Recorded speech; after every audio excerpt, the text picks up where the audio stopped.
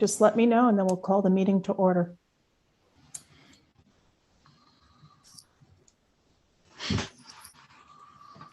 I apologize. I'm having a little trouble VPNing in. Hello, all. Hello. We're all set, Sarah. Okay. I'd like to call the meeting of the Policy and Governance Committee to order on October 26, 2021 at 5:59 p.m. In attendance are Sarah Dallas, Jarre Gauss, and Brigitte Pryor, with guests Scott Jazarbek, Rebecca Delgazio, and Melanie. Melanie, your last name just went out of my head. Metzger. I'm sorry. Melanie Metzger. Are there any comments from the public? There are no public comments. If anyone from the public wishes to make a comment, you are asked to send an email to publiccomment@albanypubliclibrary.org or call and leave a voicemail at 518-290-6905. Voicemail and email are monitored, and public comments, we request you leave your name and address to identify yourself. Thank you. Thank you. Did everybody have a chance to review the agenda? Are there any changes, suggestions? Hearing none, I'm going to say that the agenda is accepted. Our first part of unfinished business is the art reconsideration form. I believe Melanie and the staff were looking at that. Is there any updates? The only thing we needed to change is we were going to take out is this request being made by you on behalf of a group or organization. I think that was the only thing we needed removed from this, and we were going to remove the same language from the request for a reconsideration form for materials. Thank you. Any comments, suggestions, thoughts, Brigitte? Jarre? No, because that's one that we went over before, right? That we talked about in our last meeting. Correct. That's yes. Okay. As well as the request to exhibit art. Okay.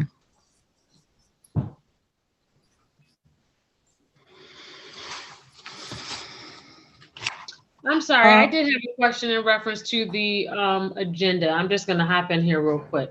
Okay. For the investment, the hazardous waste, was that supposed to be a couple of these things on the agenda? And it looks like they've been updated recently. So I was going to address that further down when we get there, but I could address it now if you'd like. That particular policy is in the hands of Bob Schofield. He needs a little bit more time to review it, making sure it follows OSHA guidelines. So I would recommend that we not do any further action on that until we have comments and suggestions from our attorney. Did that answer your question? A bit. I was just taking a look because it was a couple of things here. I didn't really remember discussing that we were going to be discussing at this meeting at our last meeting. So in reference to like the investment and fund policy, are we doing those, or? Yes. I just don't remember those things being that we were discussed that we were going to review those this meeting. That's all. That's a great point. At that time, at last meeting, they were referred to the Audit and Finance Committee for their consideration and their comments.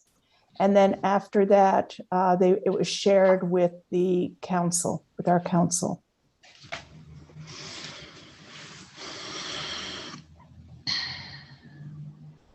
And I can give you an update on that if you'd like.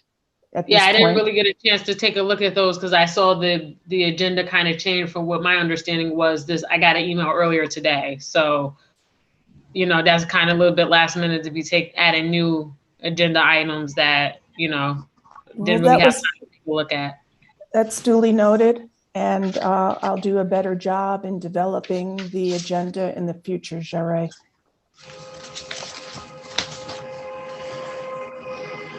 Weren't these added to the agenda last week? Because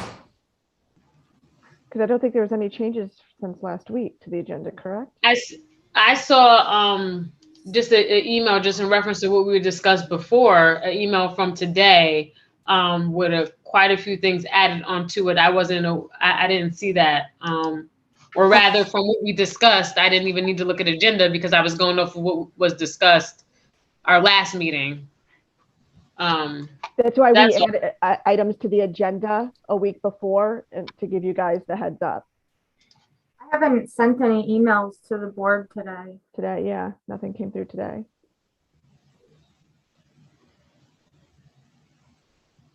Okay, because I thought I also, unless I didn't look at it from last week because I thought I just received all the attachments today of all the items that we're going to discuss. Yeah. Who sent And- the email with attachments and everything today? Right. Who? Like, where did that come from? I just because I look at it regularly, so I think I've just received it and everything that the staff looked over and whatever Bob is going to review. I saw that email, but that was the first time that I seen that was today, and I try to look at it regularly. So because I know we had our meeting today. So the last thing that I received was the 13th, and then the agenda today on how we were going to conduct the meetings, which that you said that we can discuss that. That's going to be brought up in new business, so I'll wait for that then. If you would like, we can table those two policies or the number of policies that you feel you didn't have enough time, which is fair, to review, and we can put it on the next committee's agenda. I have no problem with that, to give you ample time to prepare. Well, 3.5 service to children. I was on P&G last year, and I noticed that we reviewed it in December 2020, and I saw that it wasn't any changes, so I was kind of confused on why it was in the agenda today to go over, because the last time we reviewed it was 2020. Or do we review every year? Every few years, or if we need to review something sooner.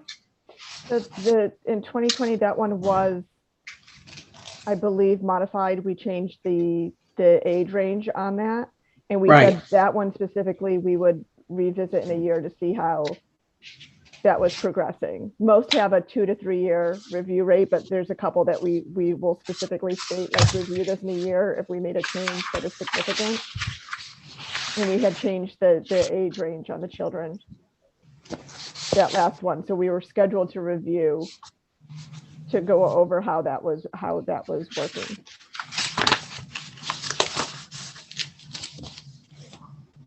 Okay.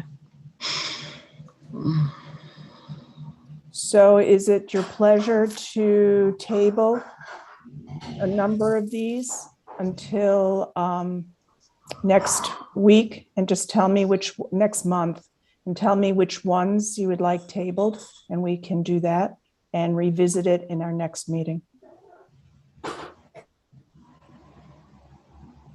Oh, it'd be the evaluation of board trustees, the hazardous materials. This is my opinion, the hazardous materials.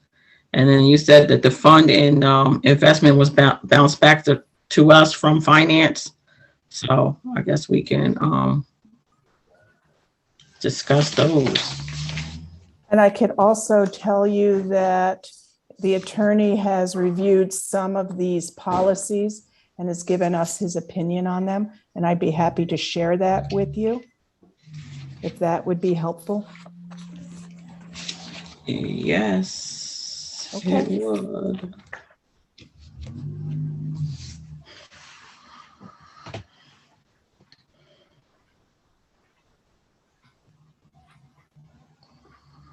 Okay. So just to go back to the art reconsideration form, we talked about it last week. The staff, pardon me, everything seems like last week, but it was last month. The staff reviewed it, made some suggestions. Melanie shared it. Do we feel comfortable having a motion to approve this policy with the forms, the reconsideration form, to bring it forward to the full board in November? Yes. I just had a quick question in reference to having the art denied. Is there some type of, what's the process for that? Do you tell them, you just send them a letter, you give them a call, just say, hey, this is denied? Like what's? This is a new process for us. So that is, if you want to establish a policy for that, that would be what this committee would do, is they would establish the policy of how that would be reconsidered. What I would probably recommend is that if somebody has, it would be similar to if there's a book or piece of material that's requested to be reconsidered, an ad hoc committee is formed to this and usually established beforehand to discuss along with members of the staff, and it's made as a committee decision. Okay, so I guess just so generally, like, I understand there would have to be a policy if we did want to formalize something, but what was the gist or the idea of what would happen and how it would be communicated to a person if their art was denied? They would probably receive, if they had a request, it would either, I would assume it would come from the staff, a letter and or email or phone call. That, once again, this is a new process for us. We haven't done this before, other than the slated art show that has the curator already assigned to it, or when individuals have contacted the branch before and been like, hey, I have some artwork, and it's just worked through the branch staff. You guys, it was stated that as policy and governance, we wanted a formalized process. So if that's a policy that you guys want to state, that would be how part of the policy. What do you guys think? Do you think we need something formalizing the process, just in reference, you got to let a person know why their artwork is denied, right? Right. So yeah, I'm in agreement. Either, letter, email, something that state that you will receive, just to let them know that it was denied. Yeah. But then they'll probably want to know why. Yeah. So should we maybe approve the forms in reference to the reconsideration, that the actual forms itself, and then later come up with a policy, or should we put it all together? Should we submit all that together? Do they go hand in hand in reference to this is the process, and this will, if it is denied, this is what happens? So that will be the same policy, right? Yes, everything should be all together. Okay, so I think we have to table it then, right? And Melanie, would you and your staff be able to share the procedure on what is done to inform people? We can, but if the board is making that decision as well, because that's what I believe what was stated, is that it's going to be a decision. It's like the art show. When we had the art, that's why people were asking us to refer back to the art exhibition committee when we had that going. when Opelka took over that curation aspect of it. So we disbanded the art exhibition committee, but you're essentially asking for that committee to be reformed. And so then it would be a board decision on whether things would be denied or whatnot.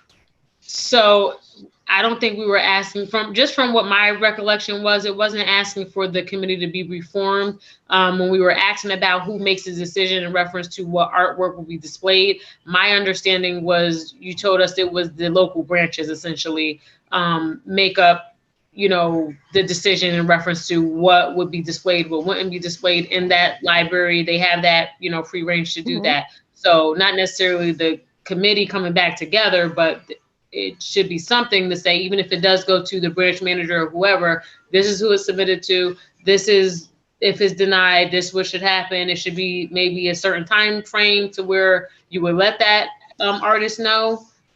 Is that the recommendation of the board? Because we had it as the branch For the managers were making that reconsideration, are you decision. speaking of? I'm sorry? Are you saying that the reconsideration would be escalated and then it would go above the branch manager's head to the board to make the determination what's allowed?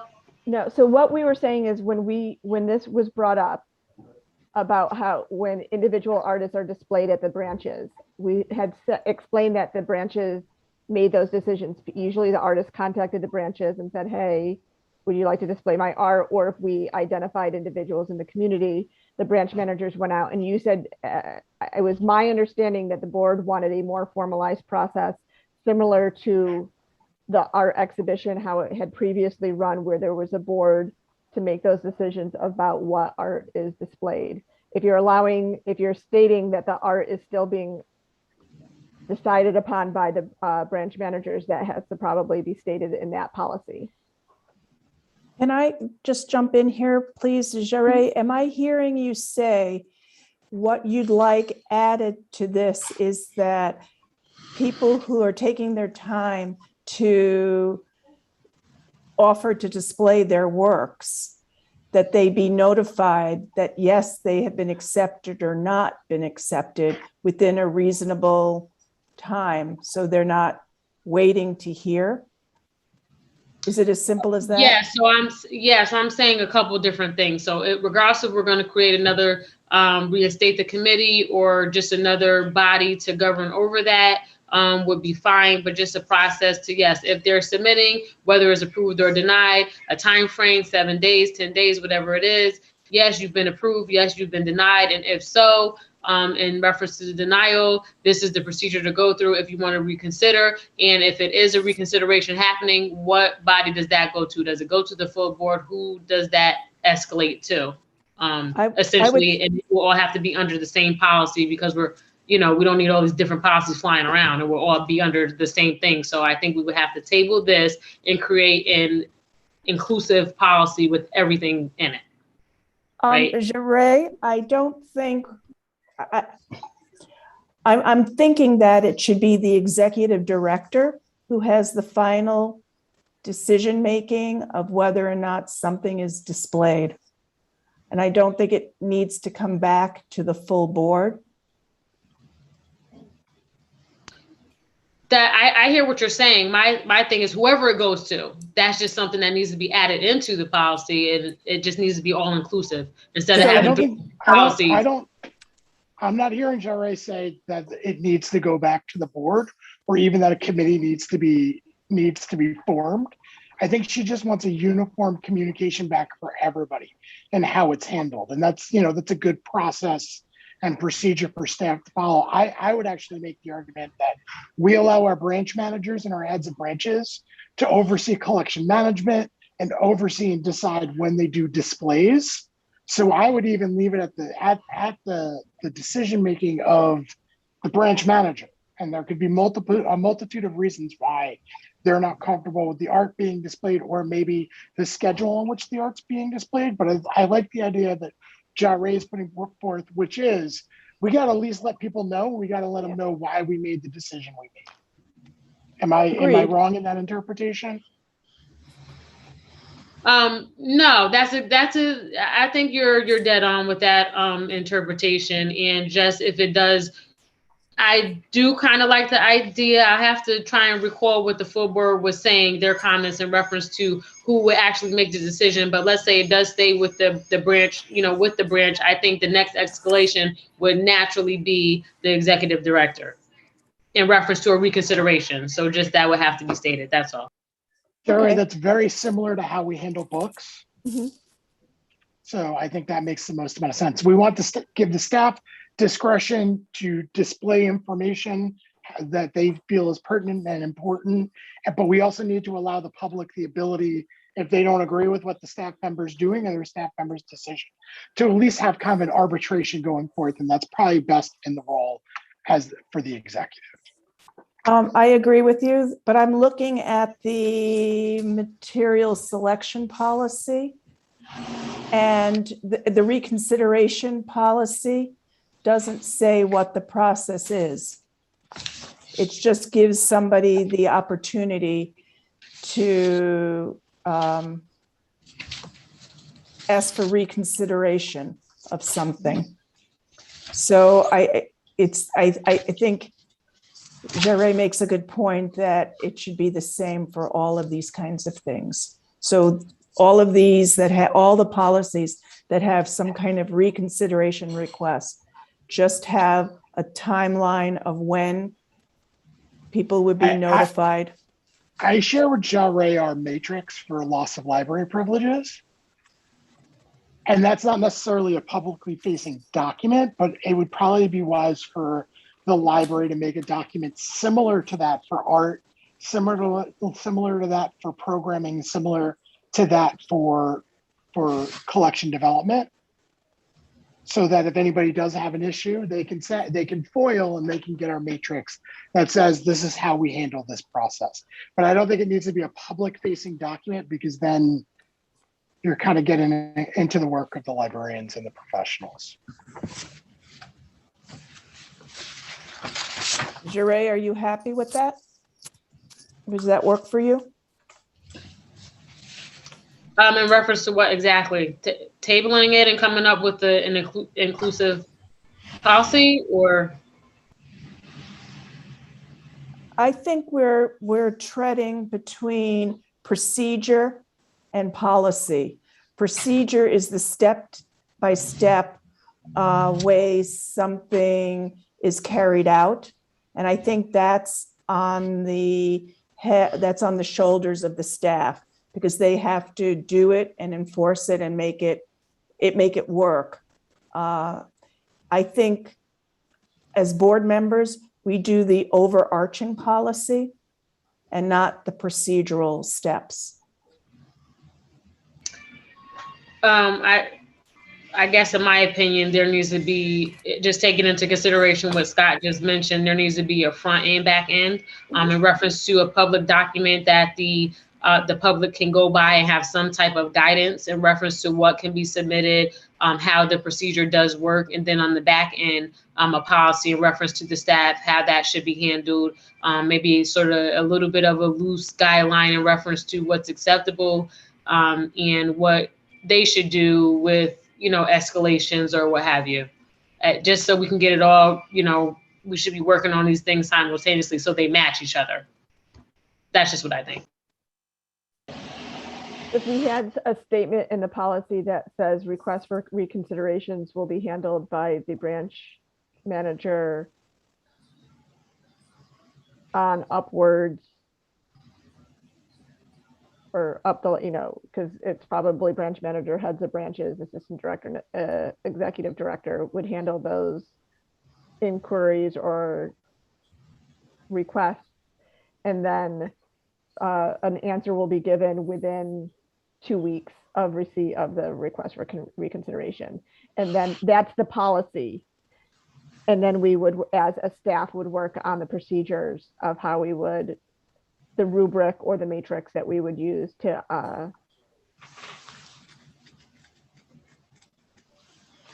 not judge, but to select the materials or not select the materials, what would cause selection or non-selection of either materials or artwork.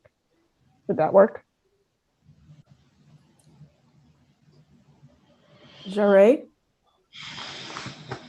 Or would you like to see it written before you? Yeah, I wouldn't. I think that you can go ahead and get started working on that, but definitely seeing it on paper would definitely help. What do you think, Brigitte? Yeah, I think we need more discussion and to table it. But like you said, we're going in the right direction. It's going to unify everything, the art, the books, everything should match to be uniformed. So just get people a clear understanding. Maybe they're on the right track. Maybe they, it's not the end of the world. They can resubmit. It's not the right time, as Scott said. Maybe it was a Halloween theme and they did an Easter theme or something. So, why, it wasn't selected to give someone, some type of guidance, not that it's just not selected. So. Okay, thank you. Melanie, sorry to add to your plate.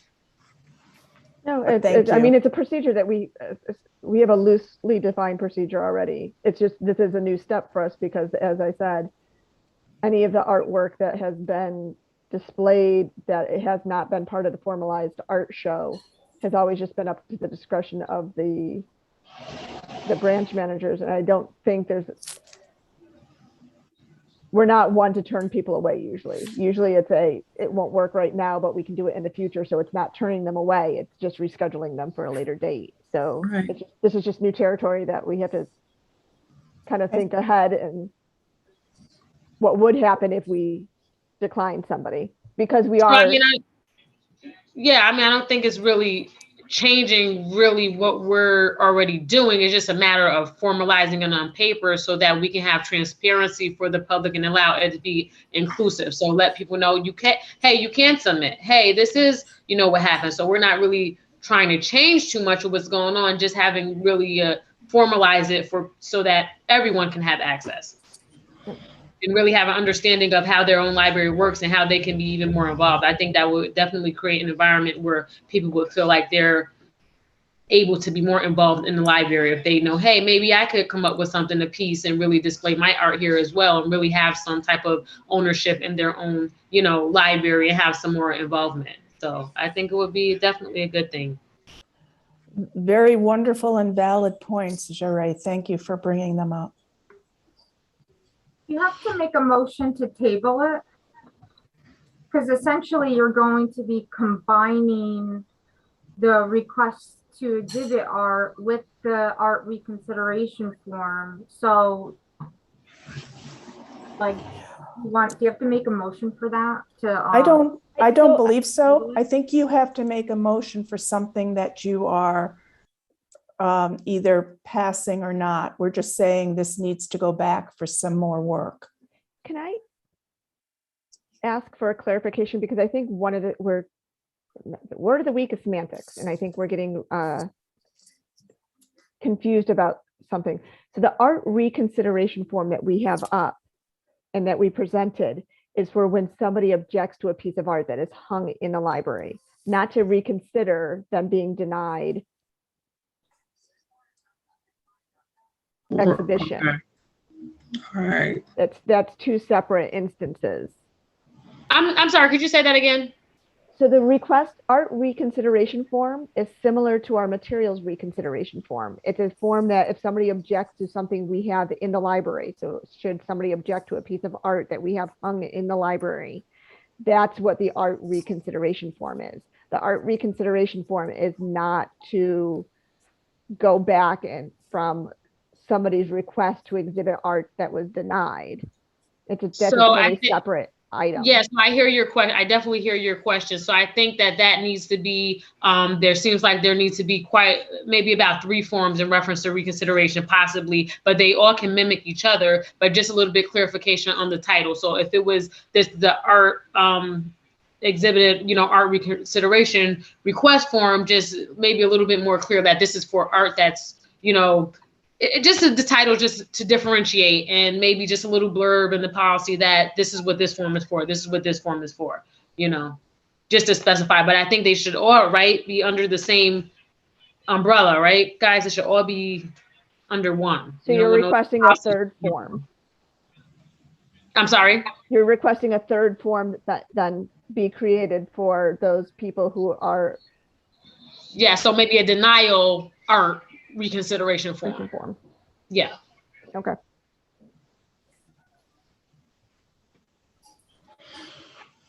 Brigitte, are you okay with that? I'm okay with that. Yes, I'm fine. Because not to beat a dead horse, you know, like you said, Melanie, you may not be considered for this branch, but your art may work well in another branch.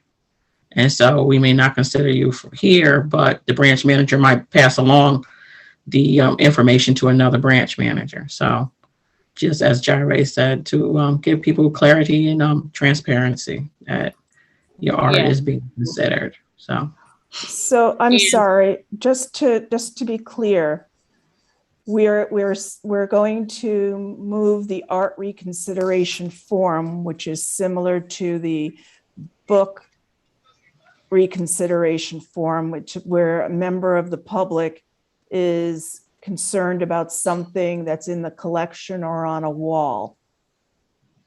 And can we vote on that tonight?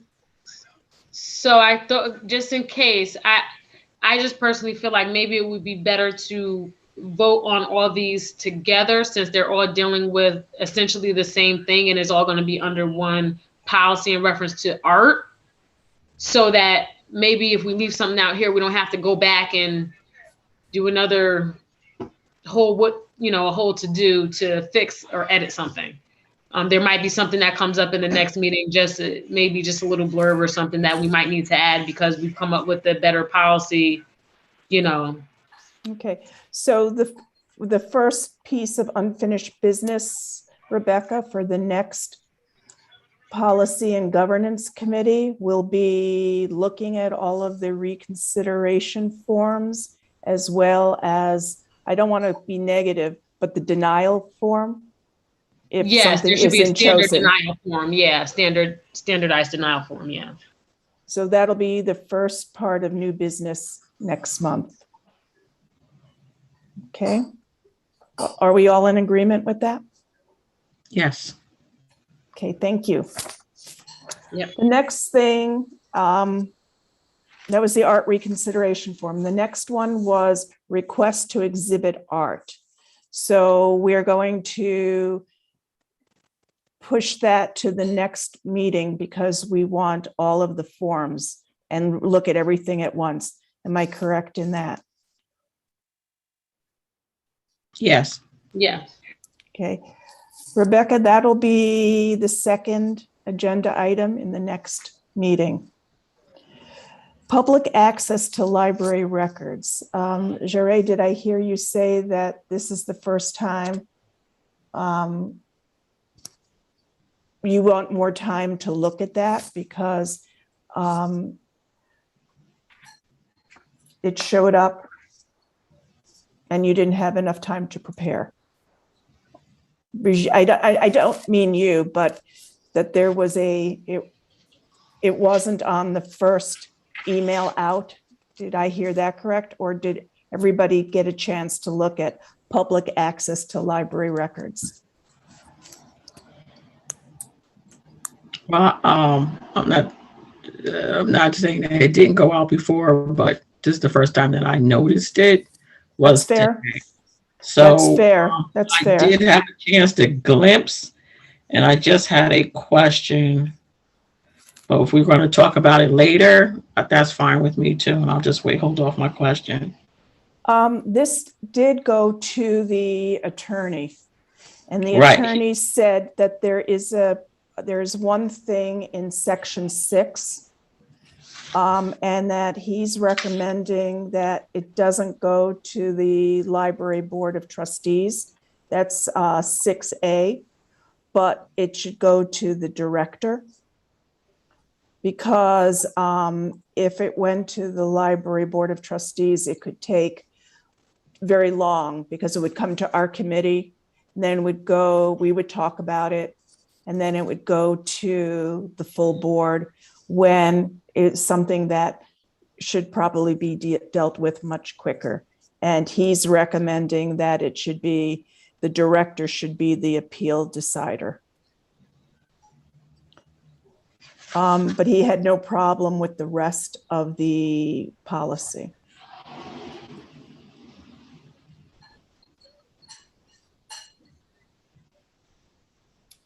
And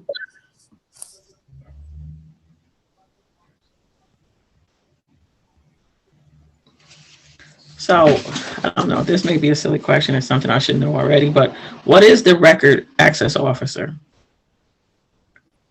Who is that? What records?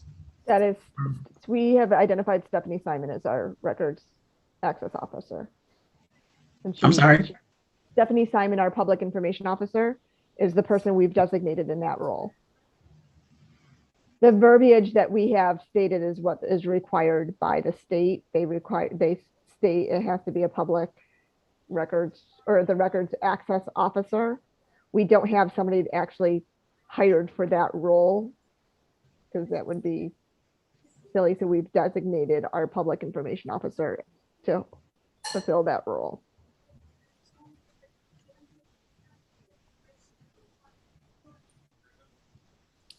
do people, You'll see on number 1 that the designation of the records access officer is where Right. they designated. So that's where it kind of addresses that.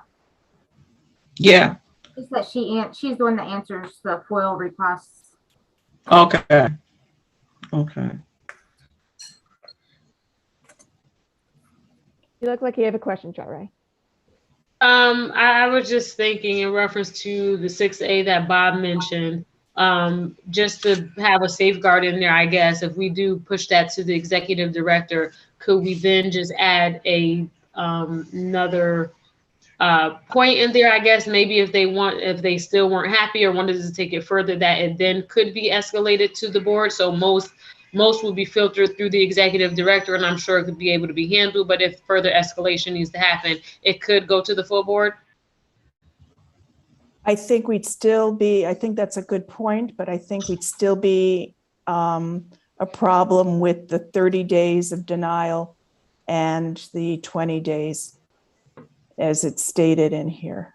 Well, the initial 30 days and that would initially go to the executive director. So further escalation needed to happen. That's just us putting a kind of essentially a courtesy in there. So when we meet the first requirement, if the time concern is the initial denial, of the access of records, that initial request will be handled, and the time constraint should be able to be handled by the executive director. And if it cannot be further handled by him, then maybe push it off to the person has the option to maybe submit something to the board in reference to what they're seeking.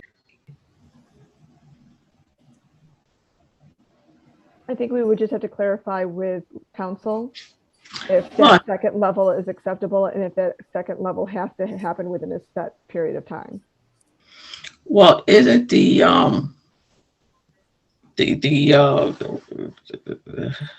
recourse though, if you denied it, if the executive director denied it, I'm looking on 6F, and it goes to for an appeal, it goes to the Commerce and on open government. Wouldn't that be the recourse? Yes. Instead of coming to the full board? Yes. I mean, that would be their recourse. If they still wasn't satisfied, they still have a chance to appeal it. So I guess I should know this, but I don't. So who's the Committee on Open Government? Is that the Governance Committee? The Governance Committee? No. No, they're located at 99 Washington Avenue. It's a state agency. It's a state agency. Objective, a third party.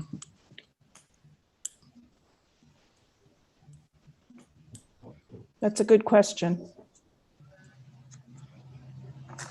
So is it the reason? So, okay. So I'm thinking, so is the reason why the Library Board of Trustees was here in the first place to maybe keep it as objective as possible.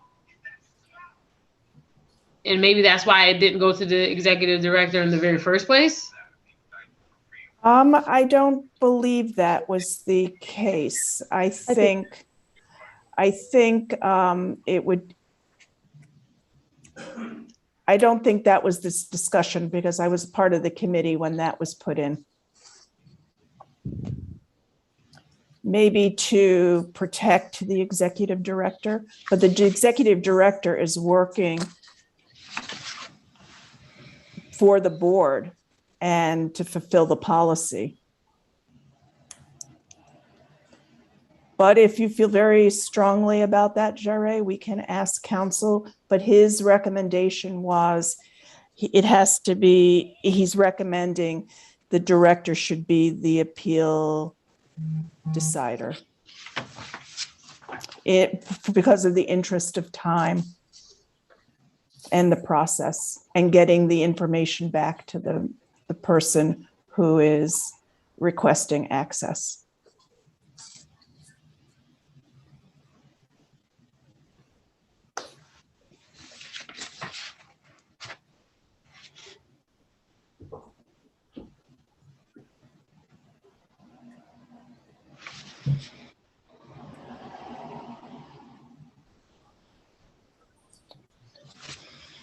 So asking the group, do you want to add an extra line or having number F where it goes to the state agency sufficient? For me, going to the state agency is sufficient. Because as you said, there's a 30 days, a time frame that we would have to meet, or they would have to have an executive session to decide within 30 days if, you know, what was the circumstances surrounding it. And I don't think we can meet that time frame. But wouldn't that only be in like extreme circumstances, right? So it's not something that's going to regularly happen. That would be something that would be abnormal when it even had to go to the board. How often has that even happened since the policy was? Maybe once. Once in my 8 years have we had something of this nature.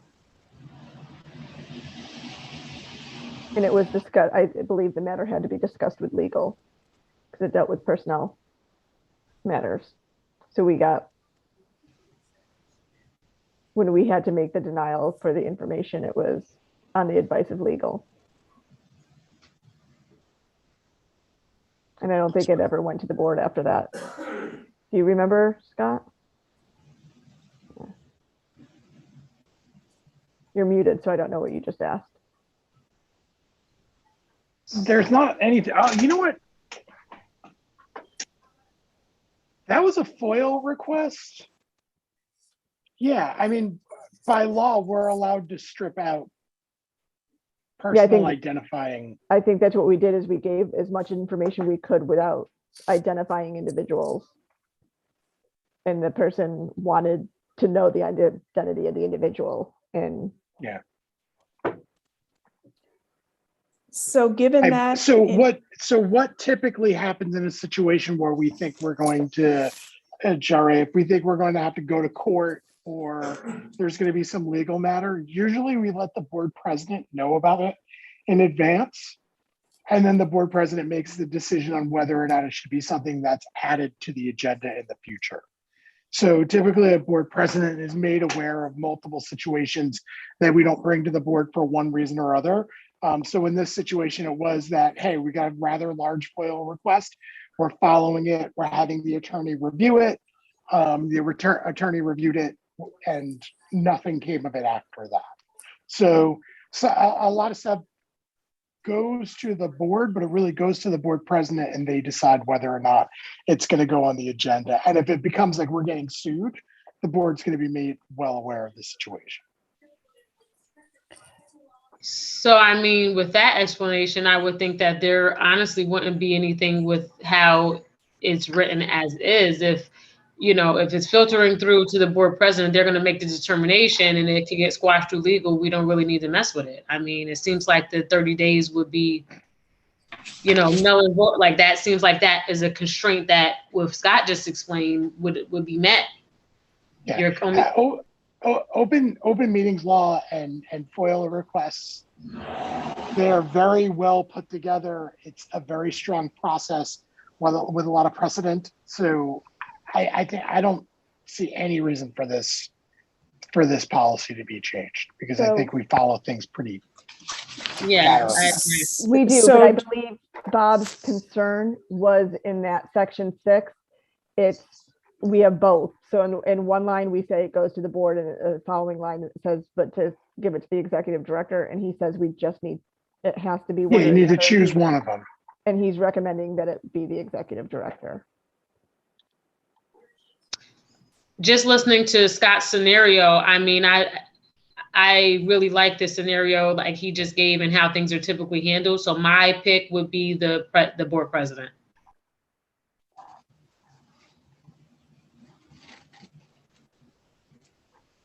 However, then it instead of going number C, would have to change to the board president and not the executive director. Yeah, I would advise doing it as the executive director. And then if you've got a strong executive director who knows what they're doing, they're going to keep the board president abreast of the situation until it elevates to a point where the whole board needs to discuss it. That would be my advice. The other thing I'd like to say is that the person, Scott, has shown it, and I'm sure Scott's predecessor will be somebody who has the knowledge and skills to handle things like this and would be aware of the law and knowing to have open communication and working with legal. And I would recommend that they have the right to appeal to the library executive director. And then here's how you get in touch with the executive director, which would be C. Well, to Jerry's point, the library board of trustees was on A, and C was still get in contact with the executive director. Right, and that was what Bob's concern was with this, and that's his change, is that it should be one or the Or other. the other. And he was recommending that it's the executive director. Right. So that is the change that we were Yeah. stating, is that the first line should be to appeal to the Yeah. executive director. Yep. Are you comfortable with that, Jerry?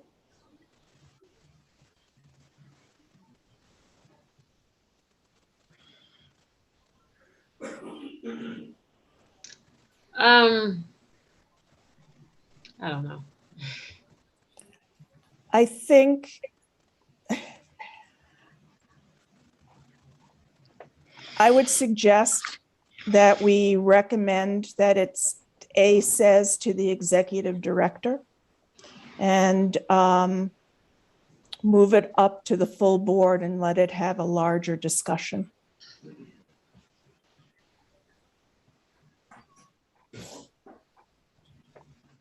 That's perfectly viable. I mean, that's why once a motion is seconded, there's open up for discussion, and you can bring your concerns to the full board at that point. We asked legal what their recommendation is. This is what it is. And I recommend that we write to appeal to the executive director and match it and have this discussion with the full board rather than having it among the three of us. If you're comfortable doing that, Jerry. It doesn't mean that it's going to pass. Discussion is always great. We can get more input. Okay. So may I have a motion to change 6A to read the executive director? I make a motion to change 6A to executive director and bring it to the full board for discussion. I second. Thank you. All in favor? Aye. Aye. Aye. Opposed? Thank you. Rebecca, we're going to take this and bring it to the full board at the next board meeting. Thank you. That was a good discussion. I appreciate it. The unrepresented employee evaluations. I think it stands well as it is, and it doesn't need any change. It basically says that unrepresented employees are non-union people. Am I correct with that, Melanie? And that the person who evaluates the non-union or unrepresented employees they are evaluated by the director. Right, management confidential, and you're recommending anniversary on their anniversary date to be evaluated, correct? All right, so I have no problem. Any discussion? I guess I should say a motion to not do anything. So this was doesn't have reviewed in to go- August, right? The last edit to this was in August? October of 2017. Shara, I see where you're getting confused with the naming nomenclature of the file name. That was just when we last touched it to look at it, so we know that we viewed it. So we have Okay, the most gotcha. up-to-date region. But if you looked at the bottom where it says approved or reviewed, that's the date that the board has touched it. Because we had to go through, we were cleaning up during the We had way too pandemic. many copies floating around, too many versions. So we renamed all of the ones. So the ones that we knew were the correct versions, we renamed with that 2021 date. So we knew we were working off the correct version. Okay, okay.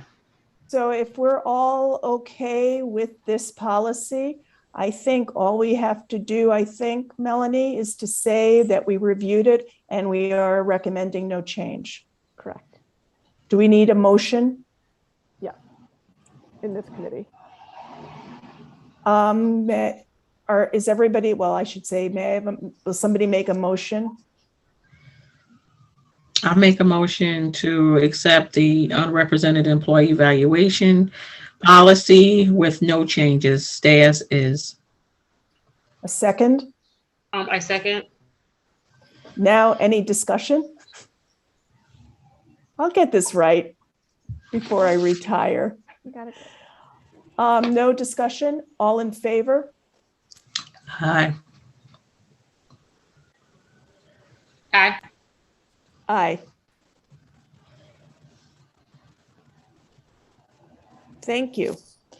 The next one is service to children. Earlier in the meeting, Melanie explained why it's being reviewed. When they changed the age, it was to be reviewed in a year, and this is the year anniversary. So in essence, it is the same policy that was approved, but this is reviewing, asking the staff, is everything going okay? Is it working? Do you want to address it a little bit more, Melanie? Nope, that was perfect. That I did a poll of other staff and everybody says, nope, it's working great. It's working as it was intended and all is well. The attorney reviewed it and found nothing to discuss. Do we feel comfortable making a motion to approve it as is, as written? I make a motion to accept the service of children policy as written, as is, with no changes. I second. Any discussion? All in favor? Aye. Aye. Aye, no opposed. So this will be approved as written, no change.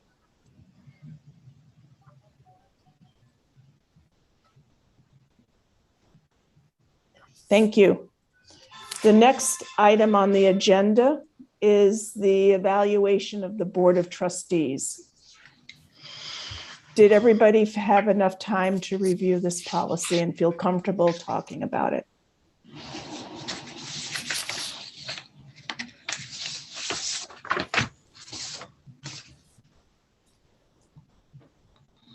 The council reviewed it and felt it was fine as written.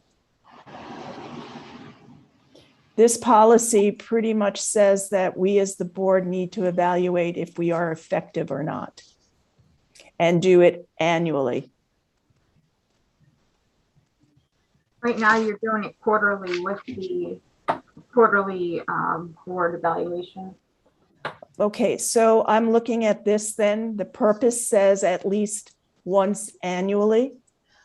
At least once means you can do it monthly if you choose. So I have no problem with it at least once annually.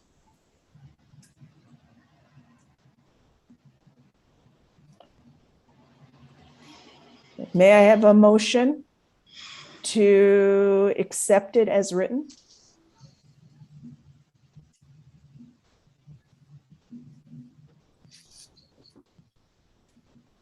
So doing this quarterly, what usually happens in reference to the evaluation?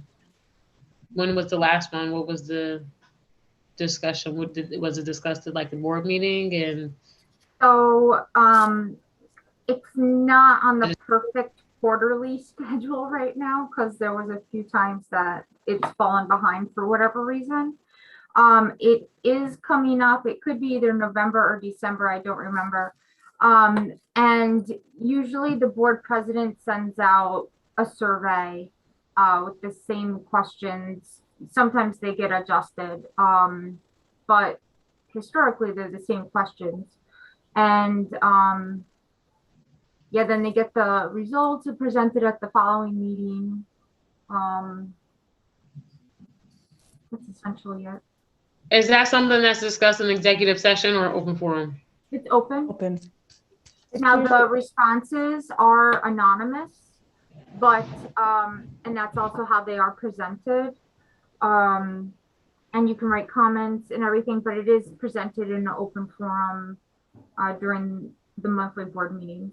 The following month after usually during, it's like the last thing that is assigned at the board meeting under Okay. business. And it's kind of like just to put it out there, but then you take your time outside of that meeting to complete it. Generally what it is, it's included, the responses are included in the board packet. And then during the following board, or during that meeting where they're included in the board packet, at the end, the board president usually says, you know, quarterly board meeting, does anybody have any discussion items? And he or she will usually go through a quick summary like, hey, looks like we're all doing good. Okay. Scores were good, comments were good. Does anybody have any further discussion? And I think once we've, in the time that it's been done quarterly, once we've had discussion about it, but generally it's a fairly quick agenda item. It's helped us recently identify some technology issues for starting. And it helps staff, like for instance, that particular incident, it helped staff recognize that, yes, you know, like just the setup or making the trustees aware that if you have technology needs, you might want to come a few minutes early just to allow yourself that time to set up. That's essential, you know, that helps provide that information, get feedback. Okay, so are we good making a motion for this? I hope so. Yes. To reevaluate every once a year or during the evaluation? No. Process. What we're doing is we would approve this policy as written without Right. change. Right, but are we having it go, it says at least once annually, but it's going to go in conjunction with the survey? No, so Or what it is, as the policy states, it's at least once annually. The way you have been doing it, you've been doing it quarterly, which is Okay. still in line with the policy as written, because it's all the policy states is at least quarterly. But as Sarah said, that could mean if you did it monthly, that still falls under the policy. Okay. Okay. At least annually, once annually. Okay. All right. May I have a motion to accept this policy as written? I'll make a motion to accept the evaluation of board trustees operational procedure policy as written. No changes. A second? A second. Thank you. Discussion? All in favor? Aye. Aye. Passed.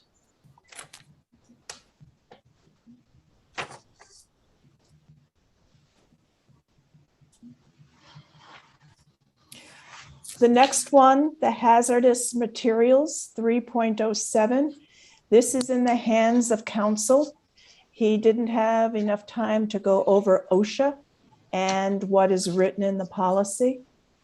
And I suggest that we move to not put this forward until council has a chance to review and give recommendations to make sure that our library is in compliance with OSHA guidelines.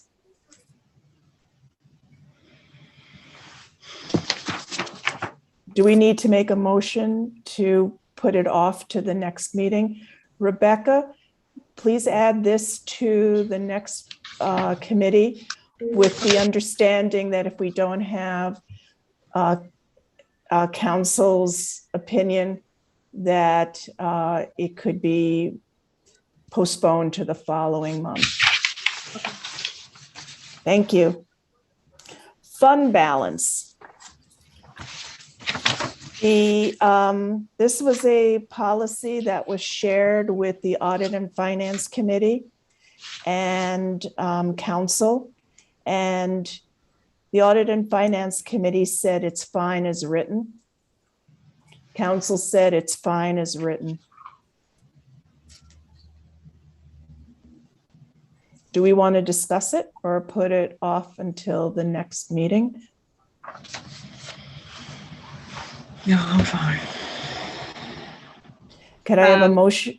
Yes, I'm sorry, Jeray. No, that's fine. Okay, may I have a motion to pass this as written? Make a motion to pass the fund balance as written. Fund balance policy as written. A second. All in favor? Aye. Aye. Opposed? Okay, it's passed as written. Investment. The Finance Committee reviewed this policy and had a question on who is the person, what position reviews it. And this was brought to council by the Audit and Finance Committee. And council said that the treasurer is still the correct person because they are the custodian of the funds and should be the primary authority for moving funds between accounts or authorizing sales purchases of investments.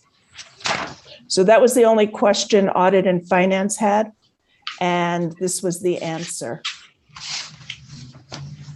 Do we feel comfortable in approving it as written? Do you want more time to review it? What is your pleasure? Okay, it still says the treasurer. Oh. Yeah. There was a question brought up by the Finance and Audit Committee about should it be the treasurer or should it be somebody who should it be the budget manager essentially, or director of finance? And yeah, director of finance. Legal or counsel stated that no, it should, as custodian of the accounts, the trust or the treasurer should remain as that person.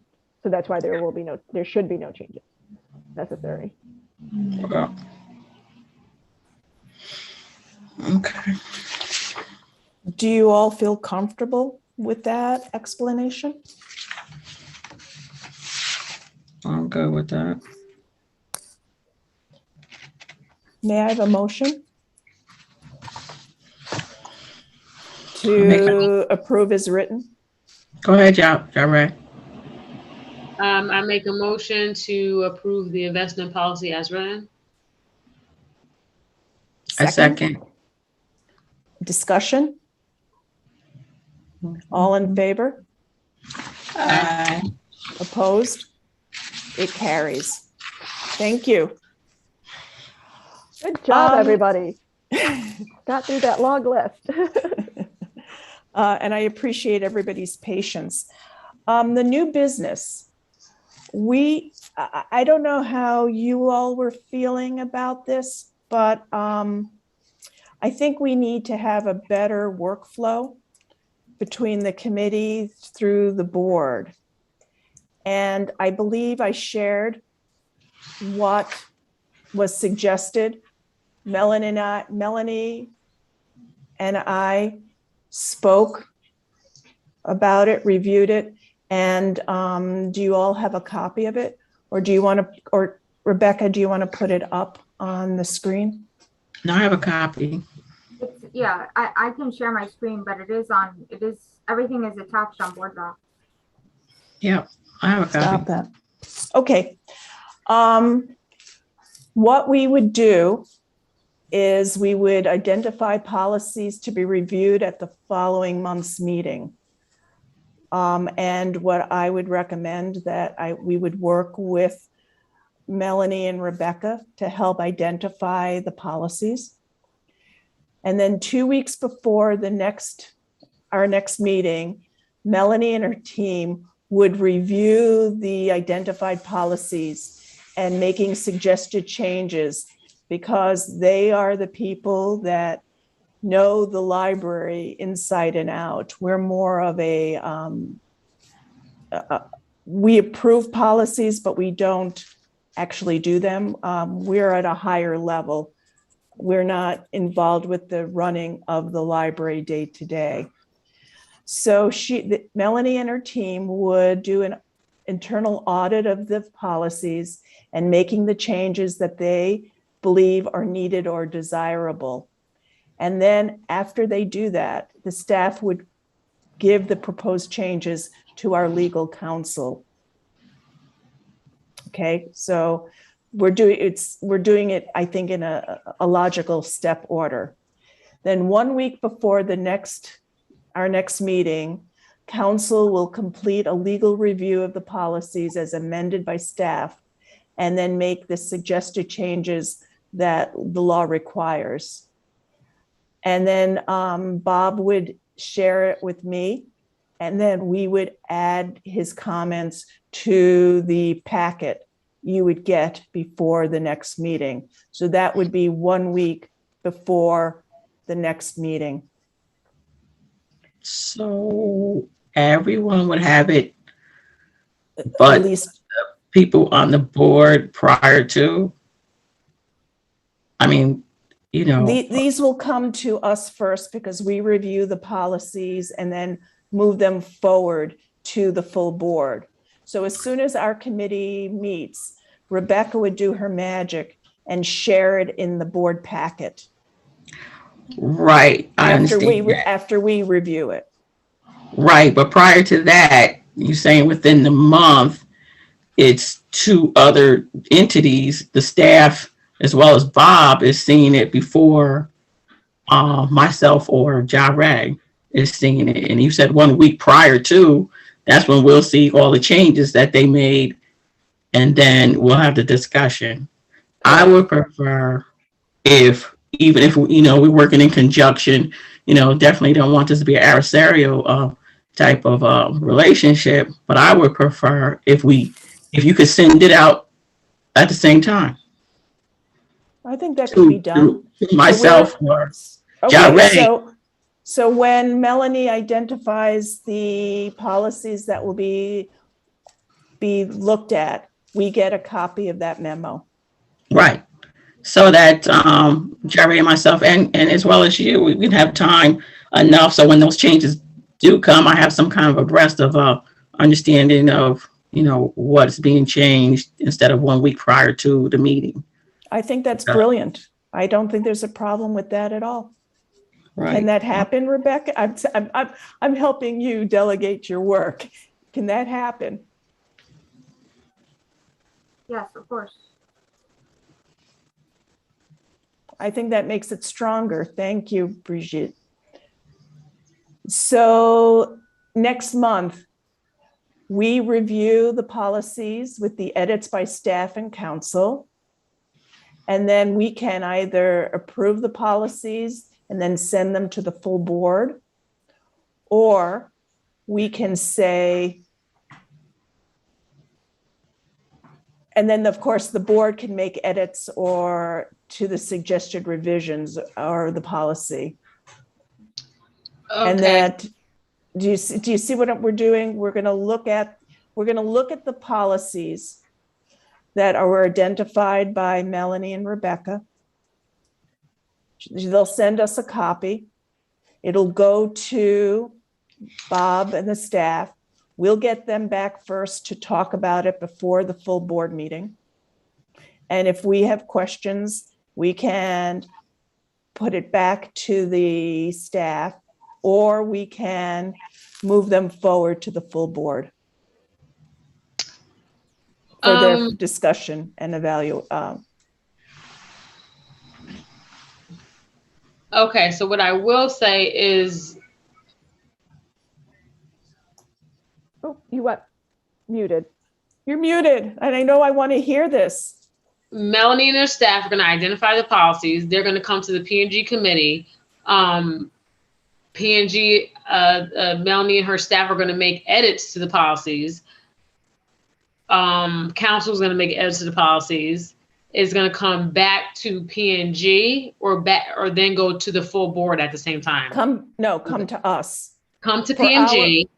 To be evaluated, reviewed, discussed, see if we're comfortable in moving it forward to the board or sending it back. Go to the board. Okay, so I just wanted to make sure I definitely got down the flow that you're suggesting. I definitely agree with Brigitte that, you don't want it to be an adversarial kind of thing, but I would say I'm very uncomfortable with that workflow.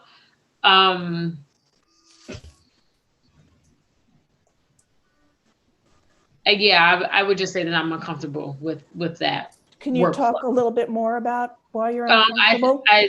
I think that how we're doing it already is great. I think that we definitely need to I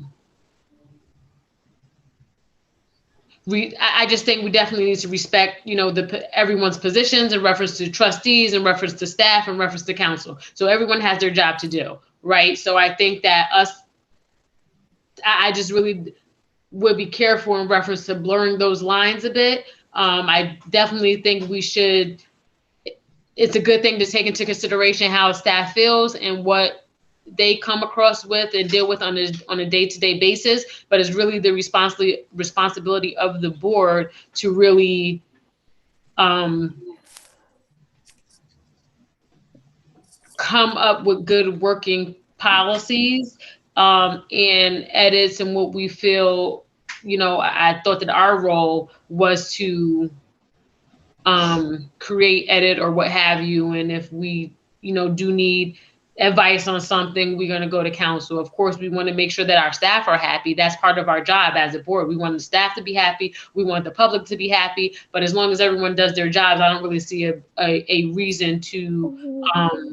Jure, can I just address that? And then Melanie, I think it's a very fine line. I think I absolutely understand where you're coming from. But as lay people, I think if we see the document that was reviewed by staff where they share with us their concerns over a policy or say that there are no concerns, And if it goes to council, for him to say, yes, this is legal or this isn't, or it goes against other policies, we've got a fuller palette because we have our opinions of reading it. We see where the staff suggests something. And then we also have the legal eye to say whether or not the policy is doable, legal, enforceable. So we do have it, but we just have more information to look at when we're reviewing the policy. That's how I'm looking at it, rather than just the paper. So I would still be very uncomfortable as to putting this workflow forward on paper. Like I said, I do understand everyone's perspective roles. It is important to take into consideration staff's opinions, but our jobs as trustees are, I just don't really want those lines kind of blurred in reference to the back and forth on paper with this procedure. It just seems very, I'm just uncomfortable with it. Melanie, I'm sorry, I cut you off before. No problem. I think so.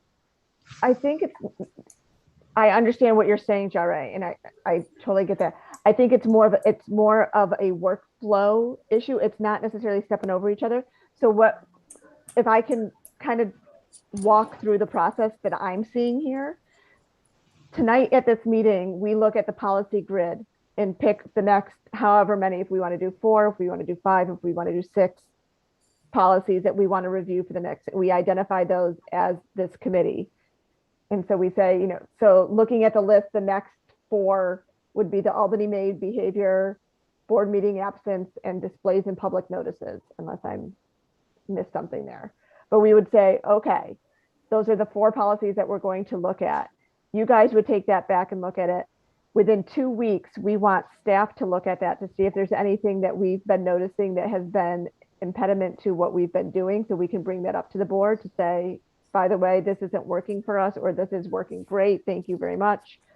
We'll send it to Bob and have Bob also look at it during that time. And then the 2 weeks before the next meeting, we can then share our concerns, as staff can share our concerns with you. Legal can share anything that they see needs to be changed. Because don't forget, for the most part, barring any hiccup that we'd like, similar to what we found tonight, where there was a mistake in one of the lines, legal has reviewed all of these prior. So unless there's some major changes that we're submitting to Bob, there should be nothing legally wrong with any of these because he's technically already reviewed these ones. And then that gives everybody at least that 1 week to 2 weeks to go over any suggested changes by staff for you guys to have looked at them already and to make any suggestions to then be prepared to talk about them at the meeting. Does that make sense? It does. I already read over this, but I definitely understand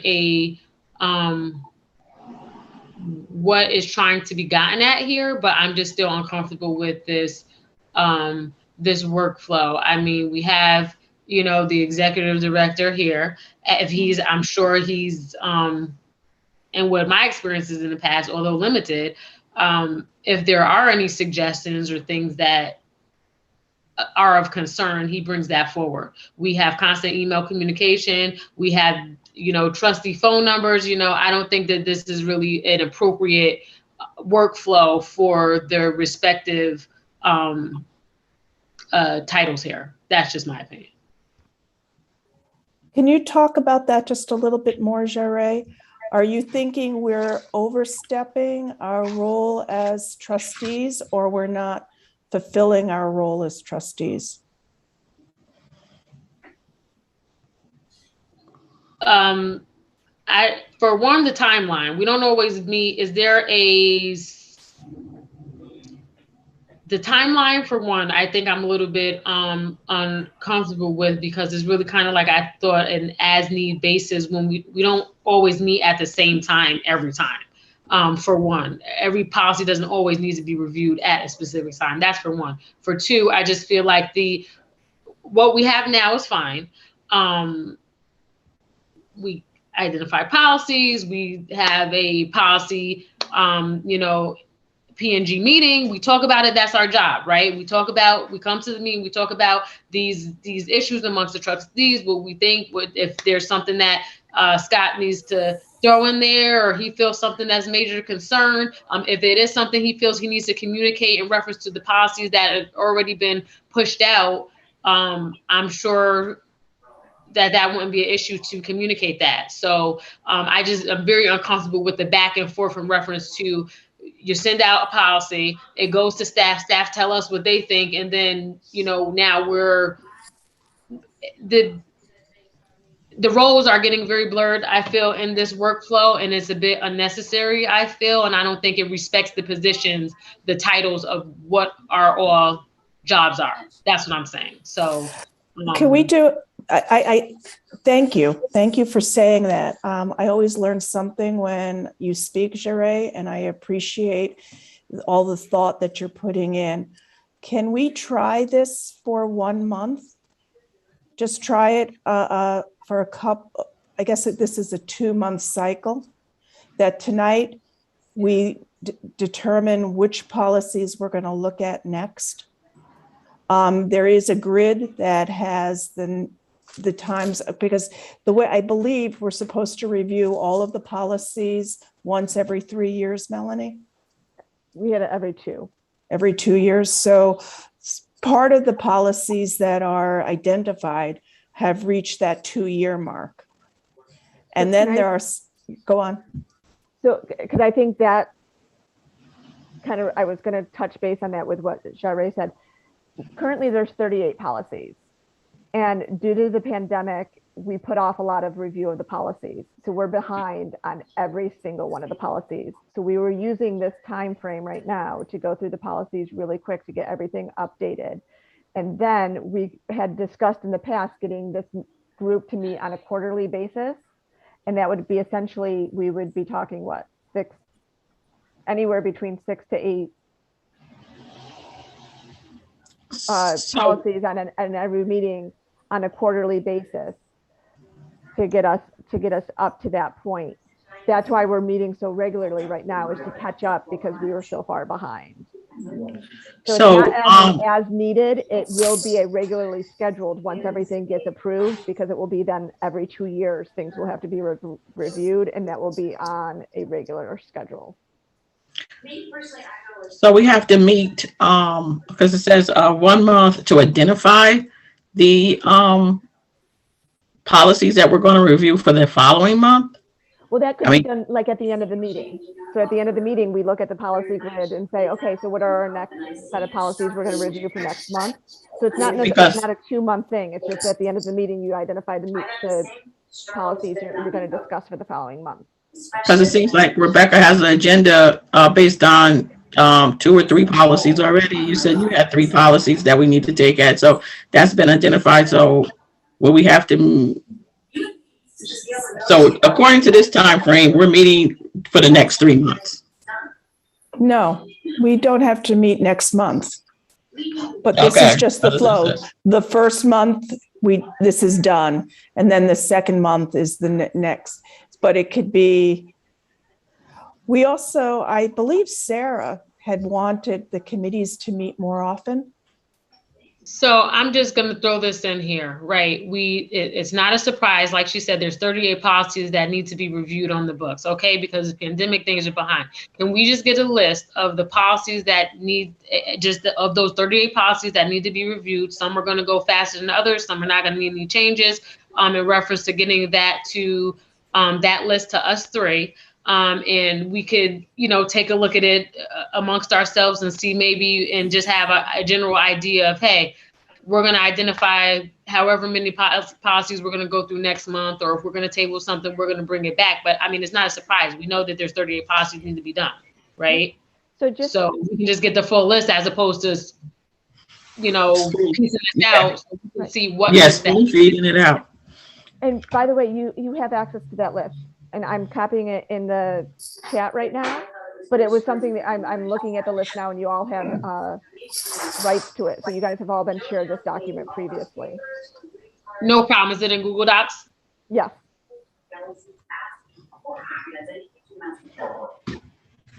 And right now I have the if you look at the policy grid, the two policies in yellow are ones that have been eliminated. So we're probably just going to remove them from the list. But when that was eliminated, I wanted you guys to be aware that they were eliminated because they were deemed repetitive. That's why they were eliminated. The ones in bright green are the ones that have been either approved last month or were just approved this month to go ahead to either. So we'll update them on the official policy that gets posted to the web that they've been reviewed as of December or as of October 2021. And so everything else I have right now, I sorted it by when the next review date is. So that's why I said if we were looking at the next set of policies, it would be Albany made behavior, board meeting absence, displays and public notices, and so on. You said it's in Google Docs. It's in Google Doc. I just posted it. If you look at the chat, I posted the link in the chat. Okay. I didn't get it in the chat. I didn't get it either. Oh, No, I didn't get it. I apologize. Here we Okay. are. There it goes. All right. Thank you. I apologize for that. Forgot to hit enter. All right. Hey, look, we got a third done almost. Yeah. So we're well on the way of getting this done. And like you said, several of these will be extremely quick because it's just reviewing and no changes need to be made, hopefully. But there's some, I know there's some that I know the behavior is going to need to be changed. Albany made might be able to be, we're going to have to talk about that one because we really haven't used the Albany made room in multiple years, and that's been a discussion on do we continue that program. So does this group want to identify which of these policies we want to look at next? I would think it would be 2018. Right. The oldest one. Column, so I have them sorted by when their next review date would have been. So that's why you see all my bright green ones, except for services to children, because of how we did that one. That was an extra review on that one. But the rest were all, we've been working our way down appropriately. So it seems to me that they're all in order and we can just go in order. Yep. I mean, Yeah. however we get, however many we get, that's however many we get. So knowing that Okay. we have 3 that are being shifted from this month to next that have to be they were tabled. You just decide how many more you want to discuss next month on top of those 3 that will already be tabled. If we choose to meet next month, Correct. because it's going to be around Thanksgiving and maybe November isn't the time to meet. Yeah. So what I'm also- suggesting is that we can just go back and forth via email, the 3 of us, in reference to what we want to finalize for the policies we want to bring forward next meeting. It doesn't have to be next month, but just next meeting, and what our thoughts are on that. Correct. And I think that I work in a library. I help libraries write policy, but I don't know the day-to-day workings of the library. And I really would want staff to give me their views on policy to make it stronger when it comes to us. I'm all for staff giving us, their opinions and what their views are, but in reference to having the policy and the workflow, where it's reliant or almost sort of like we're, I'm just very uncomfortable with the workflow that is there. I think we do a good job of taking to staff considerations, my experience thus far, in reference to what their suggestions and feelings are already. So I don't see anything wrong with how things are happening already. So I think it was more to keep us on task to make sure that we provide you the staff provides any input in a timely fashion to you guys for your meetings.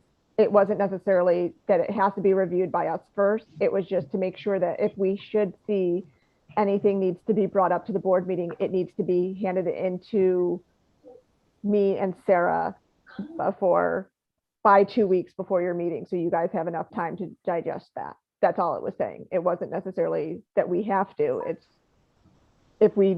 if they're knowing what is being discussed, if the staff feels there's any, so we're not coming the day before and saying, oh, by the way, I saw that you're talking about this tomorrow night. These are our concerns. It was to give the staff a deadline to make sure that we're giving you guys the threshold to take that into consideration. But like I said, but since we're going to identify them amongst ourselves, that'll give us a heads up on what we're going to discuss. And then, like you said, in conjunction, you all write what your thoughts are, but we've already, wrote down what we thought. And then we can come back to. Can't hear Sound. you. You went out. You went out. It's not showing you're muted. Somehow you lost sound completely. Did your microphone get unplugged?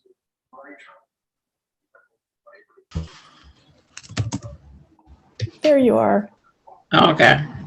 I froze for a minute, I think. Yeah. Okay, I was just saying that once we identified, as Jare mentioned, the 38 or the 3 or 4 that we're going to do, and then we make our thoughts or we read the policy because they're already in board docs, correct? I mean, they're already on. They're on the website. Yeah, they're already in board docs and the policy thing, so we can look them over. And then, as you said, in conjunction with your thoughts, but then we come back and discuss it amongst ourselves. But the final say is the board. So I mean, is the board to absolutely. to send it to. But I prefer to have it on the front end instead of the back end. Week before, what the time frame was saying. Opposed to, I think we all should be on the same page and have the same input. Brigitte, I think, and I could be wrong, but I think it's saying that the board needs to see what the staff suggested or what legal suggested before we review them. I mean, we can throw out before the meeting. So we just have more input. Well, wouldn't that be up to the chair and up to the executive director to communicate those things back and forth? Just as you said, Bob went through and before you were in the beginning of the meeting, you said you're going to share what Bob's thoughts were with some of the policies that were later added or that we didn't see, but that's something that could have been communicated beforehand. We didn't need to, in reference to keeping us abreast of what council said before we actually sat down, so we don't. Okay. Do you know what I mean? Yeah. The purpose, I think, of all of this is to be the most effective and efficient. And I will, as soon as staff and council have suggestions on the policies that we've decided to review, we will have it before the meeting. So you're not hearing it. None of us will be hearing or seeing it for the first time. Right.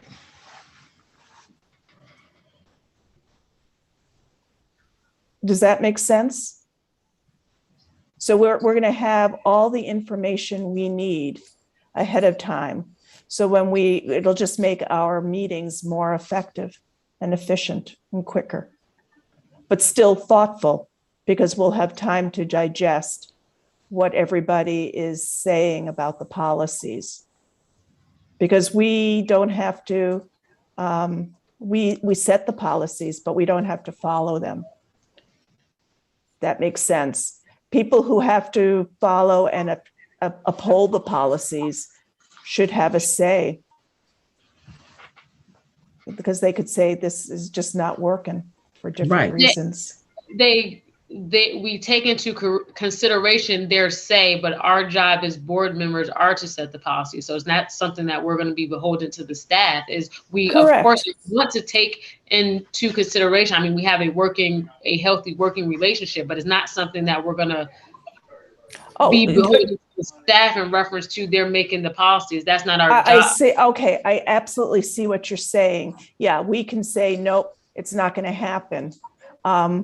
It just goes against what the board is feeling. And then we're just making recommendations, bringing it forth to the full board.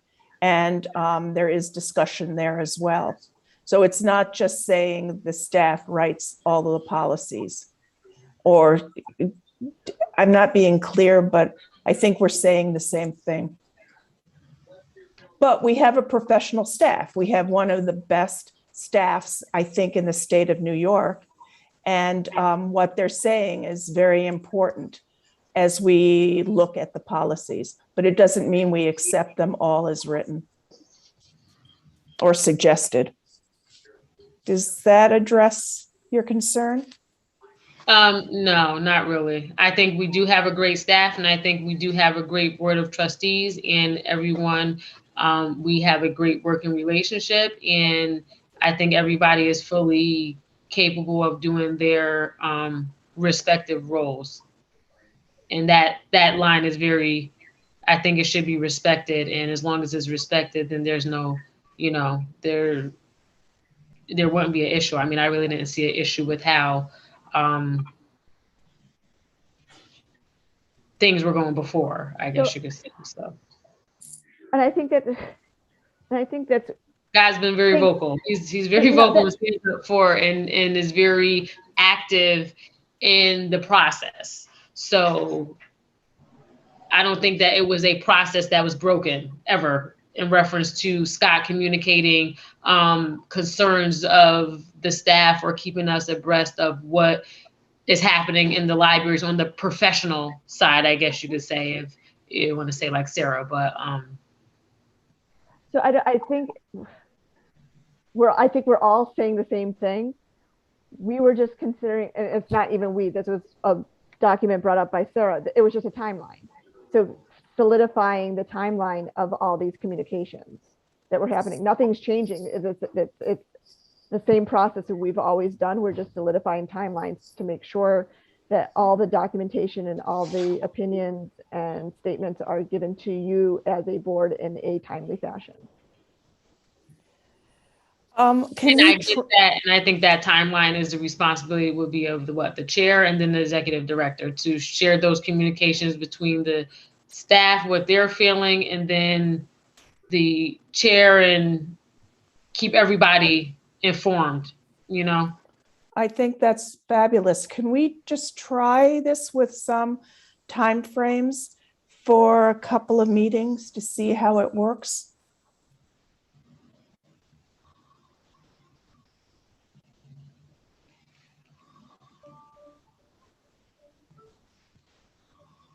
Scott, what's your opinion, Scott? You're muted. I mean, I'm a big fan of process. So I think having something written isn't necessarily a bad idea. But I understand your concerns because it almost dictates what needs to be brought to the committee. I don't think I'm not sure if anything was broken. Really, the idea is that the board president or the committee chair sets the agenda with the director. On that agenda should be automatic items that the staff have identified. So for this committee, it should be the director talks to the chair, they come to an agreement on what the agenda is going to be, and then the staff present the supporting documentation for the agenda items. That shouldn't be just for that no committee should have its own kind of standard operating procedure. That should just be this procedure for everybody. So in other words, if the executive director decides to assign a liaison, like Adam is the liaison instead of the executive director for the facilities committee. Then the idea is either Adam identifies something or Brigitte identifies something, and they both say, all right, we need to have a meeting and these are the agenda items. I don't know if you need a written out standard operating procedure that kind of hamstrings that natural process. So the short of it is, I see where you're both coming from. I think this is a little bit too much, but I do think there needs to be a process there. But I think the process is just kind of built to the best practice, which is the executive director talks for the chair, they agree on what the agenda is, and then they move forward from there. Where this gets complicated is all of this needs to be reviewed by legal. So this is the one, which isn't much different than it also needs to be reviewed by the budget manager. So I see where we're getting in this, which is we agree on what we're going to review. It needs to be looked at by legal first. So I'm just a little nervous of writing everything out too much because then you're hamstrung. I think some of this needs to naturally happen. And that's my concern. So if it's, we agree on the agenda, right? The executive and the chair, right? That happens towards the end of the last meeting. Council in the interim, the agenda has been drafted. You guys agreed on that. So council is going to have the heads up to take a look at it. That's what I mean by saying, nothing is really broken. You have the chair and the executive director who's always in constant communication. Maybe they can communicate a little bit better in reference to their timeline, but in reference to the whole, this process, I just think more it's maybe more of, if it's a time issue, better communication between the chair and the executive, or faster communication between the chair and the executive? I mean, Not everything goes to legal. So like, yeah, that's the issue. I think it was, so things, if changes are needed, because if technically all these policies have been approved by legal. So if there's no changes, if nobody feels any changes need to be made, we won't bring it to legal because he's already approved them the last go around. So I think that's what it was. It was just establishing a timeline for everybody to review. Should there be changes identified that might need to be changed, to say, hey, if this change needs to, if staff is suggesting, or if the board is suggesting a change to the policy, that needs to get to legal with enough time to then have his input before this meeting. So it kind of almost seems like double work, right? Because sometimes things don't come up in reference to it needing to go to legal only once there has been a discussion amongst committee members. So if we're taking a look at a policy and saying, hey, well, this needs to go to legal, okay, you might do some research, but then on the back end, once we actually get into the meeting, there might be even more things that arise or maybe don't arise or are squashed because there's clarification, or there's even more questions that come up that then either need to go to legal or, hey, maybe not, maybe we don't need legal, taking a look at it. So to me, that's kind of even altering the process in the roles of the committee members and the perspective roles of everyone else, right? We can be in a meeting, and this meeting right here, and 10 things come up and say, oh my gosh, we got to push this back to legal. This is, hey, we thought we had this figured out, but no, we don't, or hey, maybe I thought I had an issue, but maybe not. I mean, it just kind of changes the whole process of the P&G of the committee. I absolutely understand and agree, but when I look at a policy, I would like staff input. Now, the service to children, I thought it was stronger that Melanie was able to bring it to the children's department and say, how's it working? We've changed it. How's it going? And if we can get as much staff input, doesn't mean we have to agree with the staff input, but if we could get as much staff input, I think it would make the way, I just think that's helpful.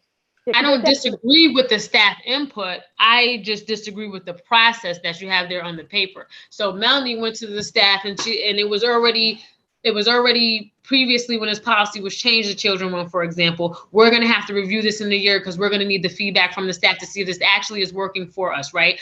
In preparation for that, knowing this was on the chopping block, Melanie went to staff or even just a natural as other policies. Hey, this is what we're thinking. This is our experience. We are here at the meeting. She voices that opinion and hey, this is something that we're discussing, right now. In reference to this having to be, I didn't really see it as a problem with getting staff opinion or staff input even before this suggested procedure that you have here. So I guess maybe that's where I'm seeing there's a bit of, I guess, a miscommunication there because I didn't see that there was a problem with respecting or getting staff input from the very beginning.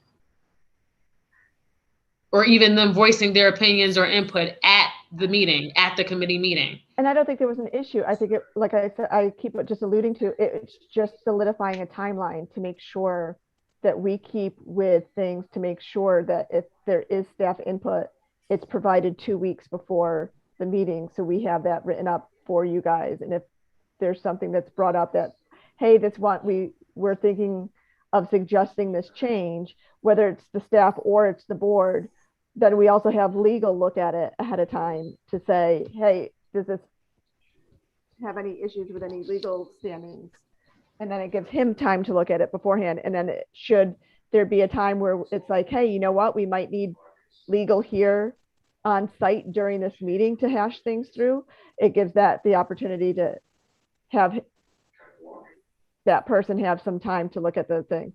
That's all. It's so not. I it's not really didn't feel like that was the issue before. I thought that was the process. I really didn't feel like that was the issue before in the procedure and how things have been happening is what I'm saying. Like I didn't really see that as a major issue before, where it seems like good practice for the executive and the chair to be in communication with what needs to happen. So I just really didn't see that as a problem, even a time constraint issue. Yeah, I think last meeting there was an issue.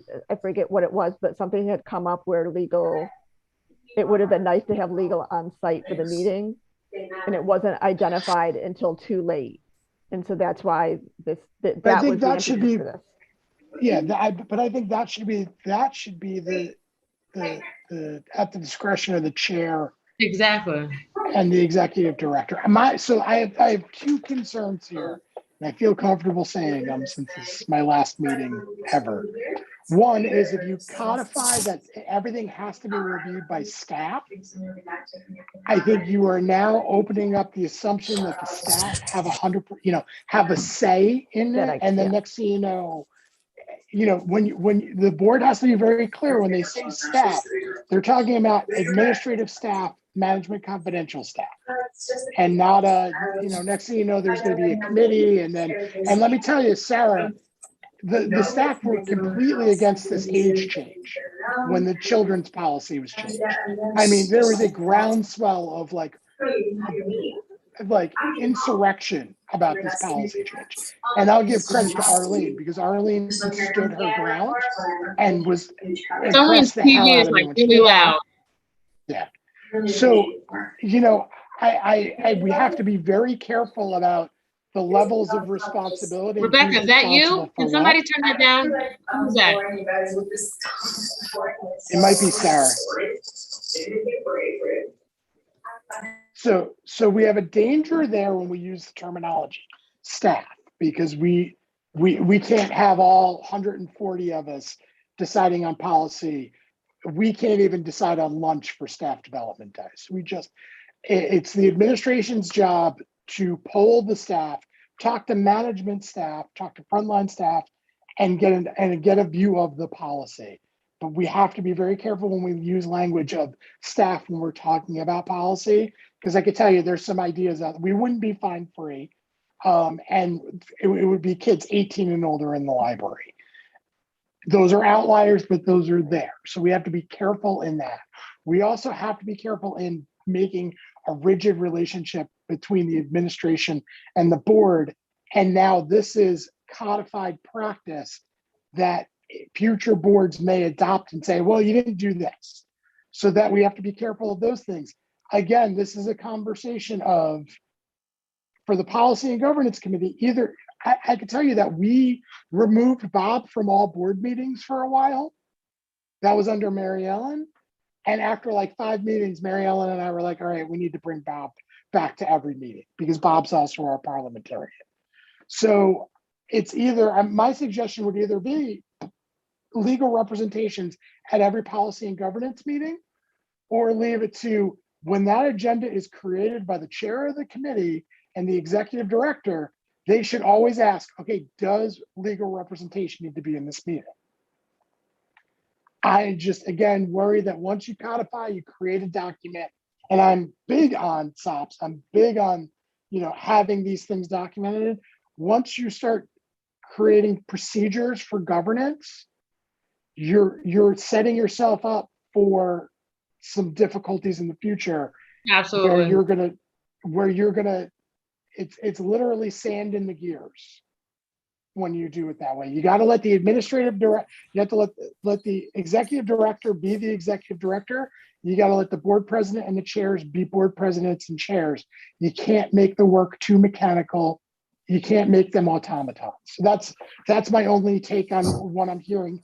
I like having things written out, but not too much of a process. All right, to move it along, because this is getting to be a 2-hour meeting. It's almost 8 o'clock. What I suggest is, can we identify, we have the agenda items from the ones that were moved to the next meeting. We have the policies that we're going to be bringing to the full board. We're not even going to be able to talk about the ARPA funded equipment at this meeting. So what I'm hearing from you is that we're going to communicate with Melanie. No offense, Scott, but how many more days do you have in the city of Albany? We're lot more days, man. We haven't sold the house yet. I'm here every weekend. I'm probably going to use the library every weekend. So, but what I'm saying is that Melanie and I can identify a couple of the 38 that need more attention, and then one that is low hanging fruit, so we feel like we got something done. We'll share in a communication with everybody on this call except Scott, and if everybody approves of those agenda items, then we'll review them, staff will review them, we'll meet and bring our opinions and suggestions forward at the next meeting. And then some will go on to the full board, and some will need to, I think once we start going into the behavior policy, we're really going to need legal to review that as we make changes to it. Is that fair? Is that a workable plan moving forward? I don't think that's what I heard. Then tell me what you want to say. Tell me what you want to see. Thank you, Scott. I definitely appreciate you surmising that. That was definitely along the lines of where I was getting at. In reference to the schedule for the meetings, I thought we were just going to go off of what's already laid out on the spreadsheet in reference to going in order. That's what I thought we were going to be doing, and maybe we can go through how many policies a meeting? 4 or 5? I mean, if we have that set, then that's basically kind of, right there with what we're going to be going through, right? Or no, is that not what we said? Nope, that works. Yeah. With the spreadsheet that she has? Yep. Correct, fine. Yeah, seems like number 13. I didn't know if that's what I heard. I just thought that's what maybe not. I could be wrong. No, we would work down the list in order that they need to be reviewed. That would make the most sense. Okay. Some would have to, if there's an issue, that policy would rise to the top as the one that would be reviewed first. Of course. That makes sense. Okay. I'm suggesting that we don't meet in November because that's Thanksgiving. Okay, so my only concern, I do want to clarify with you, Sarah, the ARPA funding, are you talking about the ECF, the Emergency Connectivity Funding Grant that we received? I think that's what it was. And I think the only issue on this one is Albany Public has a policy of no filtering. And because these are ARPA funded equipment and these devices must be filtered because it's federal money and it has to follow SEPA and all of that good stuff. I think we just need something quick saying that these particular items can be filtered because it goes against the. So we already decided that was voted upon at the last full board meeting. Okay, so then we don't have to deal with ARPA at all. So if you're okay, what my plan was, I'm working up a procedural statement right now of how we're planning on handing the devices out to make it most equitable. And one of the discussion we have, if I can just touch base on it really quick, since it's not a policy and it's just a procedure, just to give you guys a heads up on where we were going with it, is we're going to work with our established community partners for distribution. So the intent of the program was for educational purposes solely. It's an education-based grant.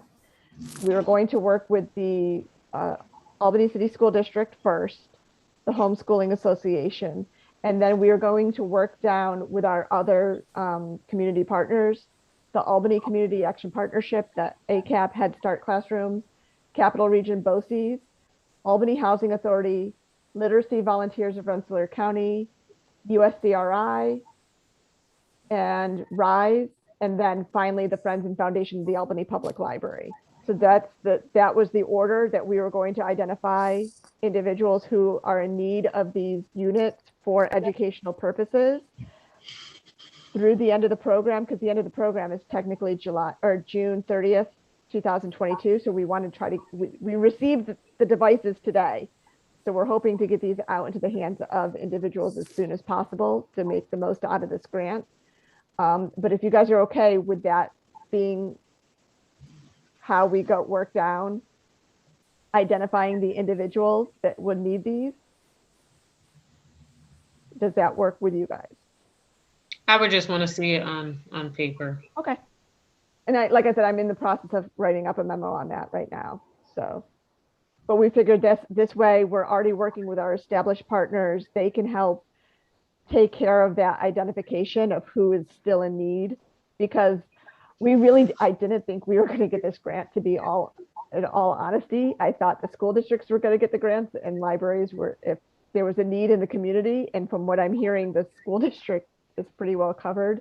So that's why we're working with some of our other agencies to identify those people who may be in need of the items for educational purposes.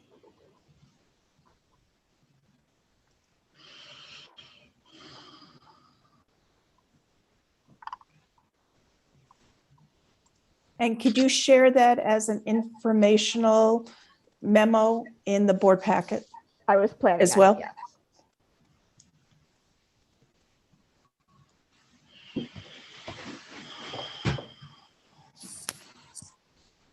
So having done that, and I thank you all for a robust conversation. I think it's important. Do you want to set the next meeting date?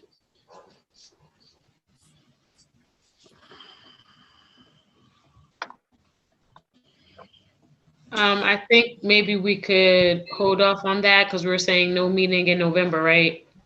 Right. Or So yes, did you? meeting in November. So I think we all need a chance to look at our schedule. Well, I need a chance to look at my schedule. Okay, that's fair. And Rebecca, would you be able to send out a doodle poll? We're not going to make it for the December meeting, but we can still meet sometime perhaps in December for the January meeting. You want the committee to meet in December? I'm thinking that we would probably want to meet before the January meeting. Okay, I can set that up.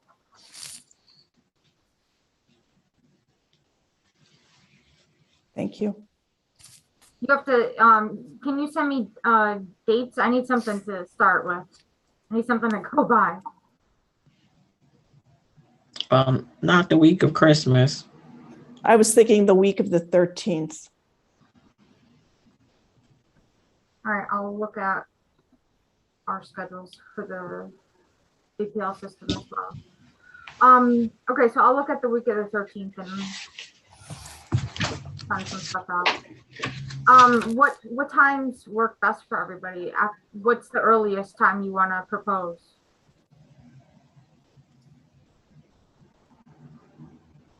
I'll leave 5:30? it to, I'm sorry? 5:30, the usual times we've been meeting, 5:30, 6 o'clock. Okay. Yeah, 5:36. We say the week of the 13th, we have a board meeting. Do we meet in December on the 14th of December? Mhm. we just won't have anything to put forward for the December meeting because we're not meeting in November. So Right. what we would be doing is we'd be preparing for the January meeting. Right. But Brigitte is pointing out that you're asking for the week of the 13th, which we already have a full board meeting. I think that's what she was just trying to draw your attention to. And then Oh, okay, thank you. the week after that is right before Christmas, and then you're between Christmas and New Year's. So It would have to be, it I has would, before the December meeting, basically, or you have to wait till, after the old holidays. I'm not right, I would say either the first week of December, after that, it's a wrap, so. How about the first week of December? the 6th through the 10th. Well, I'll do the 1st through the 10th, Yeah, Fridays. oh, And I would prefer not a Friday if possible. I work in Saratoga on Fridays, and depending on traffic and weather, it could take me an hour to get home. yeah, I was gonna make that suggestion on Friday. Only because it's Friday. Correct. Or if we do on Friday, we have to have a cocktail while we're meeting. Yeah, Has there been any, or do we, I don't believe we need to go into executive session. Has there been any public comment? Only once during committee meetings. You only have to do it once at the beginning of Oh, committee meeting. okay. Okay, see, I learned something new. May I have a motion to adjourn, please? I make the motion to adjourn. 5 seconds. All in favor? Aye. OMG, Scott, this is your last meeting?